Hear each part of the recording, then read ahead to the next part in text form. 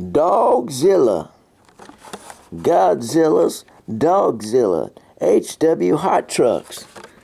A new model for 2016. It is probably 2017 or 2018 when I'm uploading this though. Fluorescent grass green and black with just a slight hint of chrome down on the fenders. The fenders.